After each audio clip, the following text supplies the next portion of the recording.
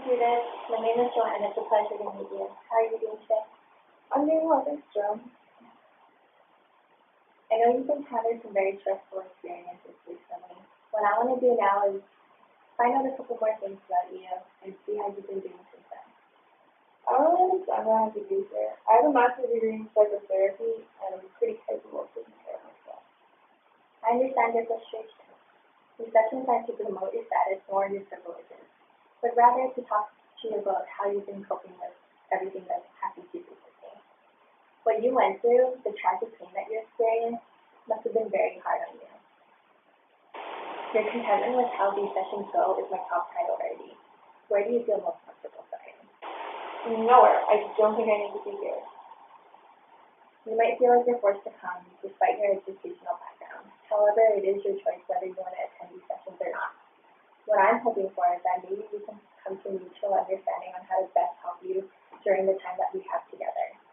There was a lot of pain involved in your experience that I thought talking about your feelings might help. From your studies, you learned that talking about your feelings is a very powerful tool in problem management, right? Well, yeah. So how about we do it at a pace that works best for you? Your outlook is very important to me. Well, I guess that's something I could do. My mother's making me come to these stupid things anyways. I don't even know where to start. It's just embarrassing enough that I have to be here. I guess I don't really want to have to relive it all over again. You never have to feel embarrassed talking to me. It's normal to feel afraid when it comes to talking about these things that carry a lot of emotional turmoil. How have you been coping with things recently? I feel like I'm doing okay. I mean, of course there are times where I just take the person I became and the kind of things I did to Bryce, especially because he's so good at it. Hate, pain, and regret are normal feelings that often accompany choices that we wish we never made, especially towards those that we love. How is your relationship with Bryce? It's good, despite everything I did to him, he still remains really good to me.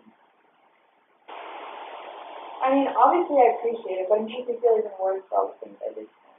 He has such a good heart. I understand how that can make you feel some remorse. It is really good that you've accepted what you've done. It shows how strong and capable you are of taking responsibility for the choices you've made. I respect the compassion that you have towards Bryce. He's an amazing man who's done nothing wrong to me. It would be wrong for me not to acknowledge that. Absolutely. That's very respectful of you. How about your relationship with your mother? I'm aware that you hit a bump in your relationship with her as well. Yeah, she's really pushing me to go to church with her every day. Sometimes it feels like she's suffocating me. I know I made mistakes, but I'm a grown woman. I just don't need to babysit her. As I hear it, you feel like your mother is treating you like a baby all over again. And it isn't really giving you too much time for yourself. Is my understanding correct? Exactly. I know she's trying to make sure I get back on my feet, but I can't even go out for more than an hour without her calling in to check on me. I try not to get frustrated about it, but this stress is not helping the situation. She needs to understand that I need time to myself to cope on my own. I stand on that. Like, I don't want to go to church all the time. I really like running. It helps a lot. It's the only time where my mind actually escapes from the troubles of my reality, and I'm happy in my happy place. It's a very good and healthy way to help alleviate your mental stresses. Yeah, I enjoyed it a lot. I was glad. Before we keep going, I'd like to say you've been doing a really good job in expressing your feelings. And I really respect you and appreciate your effort and your honesty. I know it wasn't easy for you to open up. Yeah, I didn't think I'd be this comfortable. It gets easier once you get the hang of it. Since we covered your relationship with Bryce and your mother, how comfortable do you feel talking about Carly?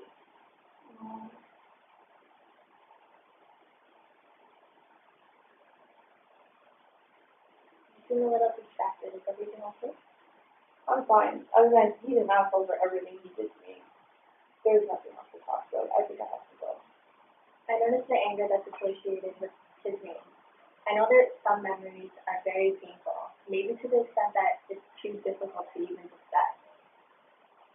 No, he's just not worthy of being talked about. Anyways, I really have a bus to catch. I completely understand. You did a very great job today, Judith. I appreciate the effort that you made, and it was really nice meeting you. I'll see you next session. Hi, Judith.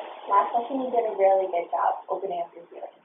You seem very capable of owning up to your mistakes, and I admire your strength through this very difficult experience. Last, we discussed that your relationship with Bryce and your mother are doing very well, but sometimes they make you feel a little bit of remorse or agitation towards them. Has anything changed since then? Well, my mom stopped being so in my face lately. I told her that I knew my mistakes. From my understanding, your mother respected your need for space when you were honest with her. How was her reaction? Well, at first she was really worried, and you could tell she didn't really trust me. But eventually she eased up a bit. Going to church with her on time every day has helped a lot. It sounds like you two are doing really well. Is that right? Yeah, I would say so. He's definitely been a good help. How about Bryce? Where are you keeping playing with him? Well, it's been hard coping with the fact that I lost such a great partner. He says he'll still be there for me, which is great. But I know I don't deserve it, and I don't want to be selfish, but he definitely deserves better. I don't know. He just deserves better. It seems like it's really making you feel a lot of distress lately. It can be really hard losing somebody that you love. What is your definition of better, though? Well, someone who doesn't cheat on him, that's for sure. He said he could still be with me, but I know we could never do that after what I've done. He's such a kind-hearted person, and he deserves so much better. He's going to have a better pharmacy, a better house, and some kids, and I just can't give him that. You feel like what you did has really damaged your relationship with Bryce, and there's something holding you back from being with him. It eats me alive that what's happened to me is to fail me from ever having kids. Even if we could work it out. It just never happened. Tell me more. I just can't give him everything that he deserves. You've shown that you're very capable of accepting your mistakes and understanding situations. But without accepting completely what's happened to you, it can cloud your thinking and your judgment in general. And it's going to inhibit how much control you have over your mentality and your behaviors. I know it's very hard to speak about an open wound, but it might be useful to actually explore it rather than resisting it. Yeah, you're right. There's just no way I can have children after getting HIV from Harley. I hate him for doing this to me. I can't believe I was so stupid to throw away everything I had with the love of my life. I don't know what I was thinking. The drugs and alcohol, the anger and the abuse. I should have seen all the signs from the beginning. I could have avoided all of those. From the tears in your eyes, I can see the pain you are feeling and the frustration you must have towards Harley from what he's done to you. I can't begin to imagine how much pain you've endured, but I know months after the abuse that I received from a former significant other, Allison stayed as hopeless as himself, lost on what my next move would be. It takes a while to overcome such pain, and a lot of the time it's going to feel like you're never going to move on from it. But that's all a normal part of the healing process. I admire your strength for sharing something so difficult to open up. You're a very strong woman. That's exactly how I feel. Sometimes I feel so hopeless, but sometimes it's okay. You really notice, right? In some ways, yes. Our situations might not be identical, nor might our feelings. But I've had my fair share of mistakes and abuse in my past. And it took a long time for me to heal from it. With the right help and a positive mentality that you can overcome it more than you're afraid of it, you'd be amazed at how much better you'll feel. Thank you for sharing that with me.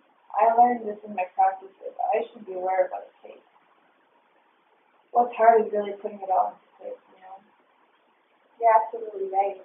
But that's why I'm here. That's why Bryce and your mother are still here. We're all here to help you overcome this battle.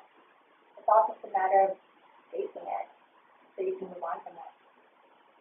Yeah, you're right. I already feel better just talking about it. I know sooner or later I'm going to have to talk about what happened with Harley, but I hate doing it. It just brings back that. I completely understand. It's not easy talking about things that carry so many emotions, especially the ones that you're trying to let go of. But what I'm hoping for is that maybe in our next session, more about your feelings towards Harley. At your own pace and whatever you're comfortable with, of course.